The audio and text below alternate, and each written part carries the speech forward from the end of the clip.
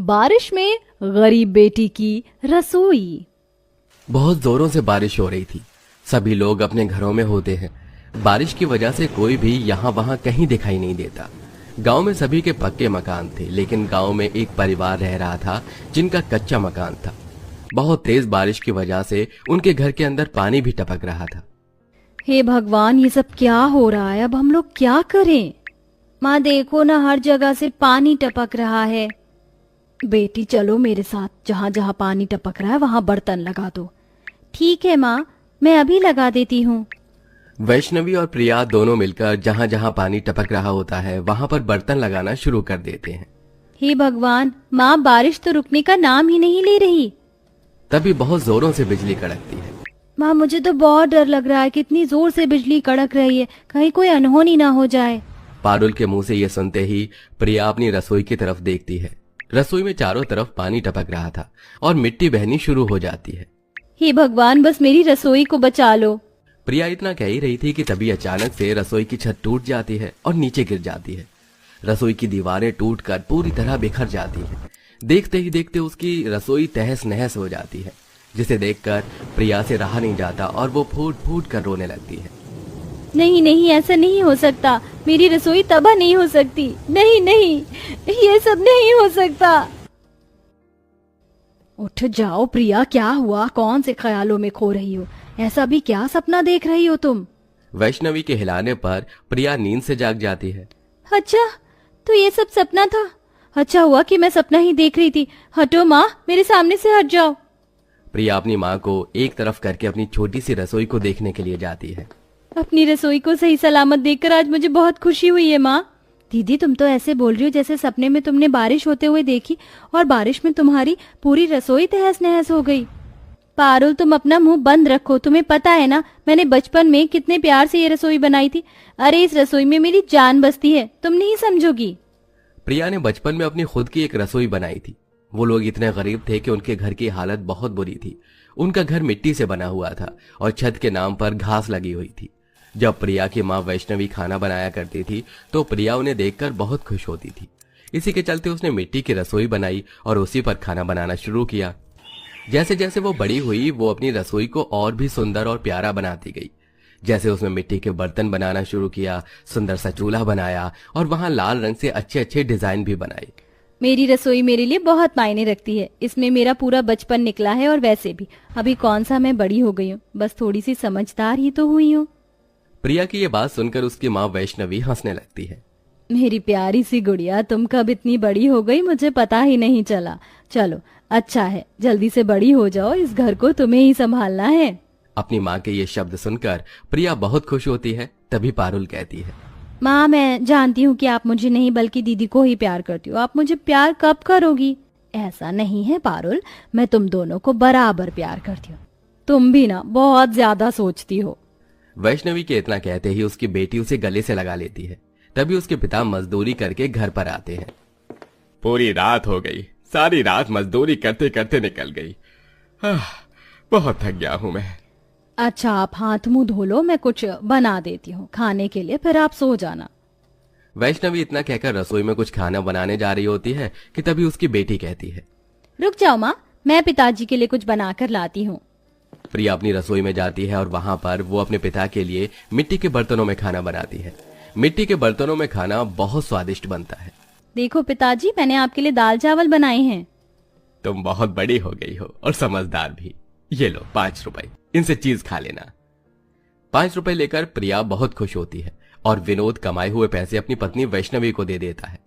वैष्णवी, इन पैसों से हमें राशन खरीदना है, ये संभाल कर रख लो। ठीक है जी, मैं इन पैसों को संभाल कर रखूंगी। वैष्णवी उन पैसों को संभाल कर रख देती है। इधर विनोद खाना खाकर सो जाता है। ऐसे ही सारा दिन बीत जाता है और शाम हो जाती है। शाम को अचानक से मौसम बिगड़ने लगता है और काली घटा छा जाती है। कितना सुहावना मौसम हो गया, बहुत ठंडा ठंडा भी लग रहा है। हे भगवान, बारिश का मौसम हो रहा है, सावन शुरू हो गया और ये सावन की पहली बारिश होगी जो कि बहुत तेज होगी। क्या हुआ माँ, आप क्यों डर रही हो? तुम तो जानती ही हो हम कितने गरीब हैं। पूरे गांव में सिर्फ एक हमारा ही मिट्टी का घर है और सभी के पक्के मकान हैं। अगर बारिश हो गई तो हमारा मकान पानी में बह जाएगा।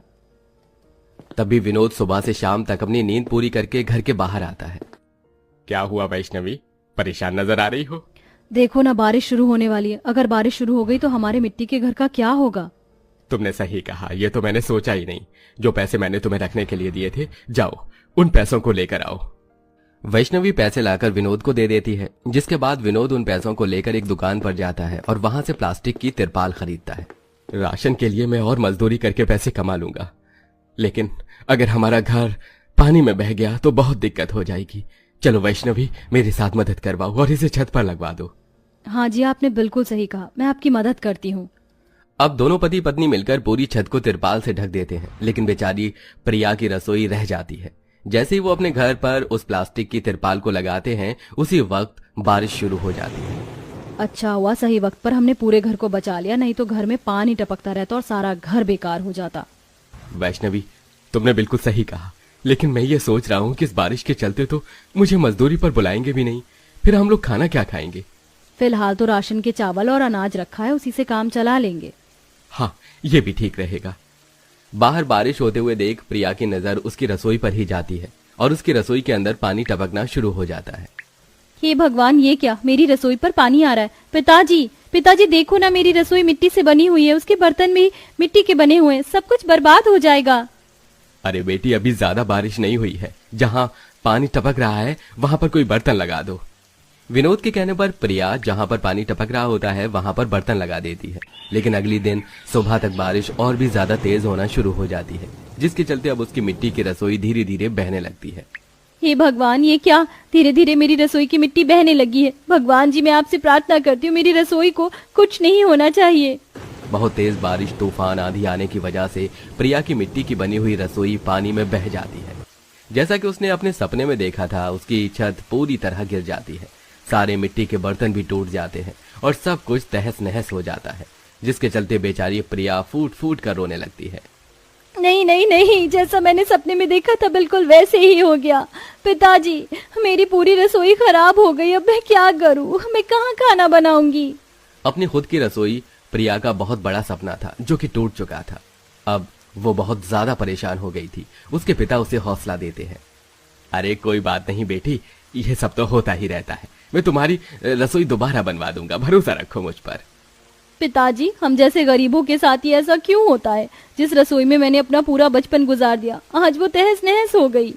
प्रिया रोते हुए अपने पिता को गले से लगा लेती है, जिसके कुछ घंटे बाद ही बारिश बंद हो जाती है और प्रिया अपनी टूटी फूटी रसोई को देखकर बहुत अफसोस करती है।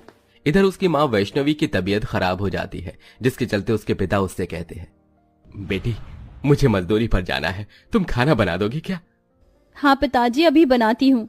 प्रिया घर के बाहर से कुछ ईंट लेकर आती है और उन्हें घर के अंदर लाकर चूल्हा बनाती है, जिसके बाद वो उनके ऊपर खाना बनाना शुरू करती है और वो अपने पिता के लिए बहुत स्वादिष्ट खाना बनाकर परोसती है। अरे मेरी प्यारी बेटी, तुम्हारी रसोई टूट गई तो क्या हुआ, लेकिन देखो तुम्हारे हाथों का स्वाद अभी भी पहले जैसा है और मैं जानता हूँ तुम दोबारा से अपनी खुद की रसोई बना लोगी। ये सुनकर प्रिया बहुत खुश होती है और अपने पिता से कहती है, हाँ पिताजी, आपने सही कहा, मैं अपनी रसोई दोबारा बना लूंगी और फिर उसी में खाना बनाया करूंगी। बारिश बंद होने के बाद प्रिया इस बार पक्की ईंटों से अपनी रसोई बनाती है, जिसमें उसके पिता उसकी मदद करते हैं। वो सीमेंट से उसकी रसोई को पूरा पक्का कर देते हैं। देखते ही देखते विनोद पैसे कमाने के बाद अपने घर को भी पक्का करवा लेता है, जिसके बाद गरीब बेटी की रसोई फिर कभी नहीं टूटती। चाहे जितनी भी बारिश हो, प्रिया उसमें आराम से बैठकर खाना बनाती है और खुशी खुशी से रहती है।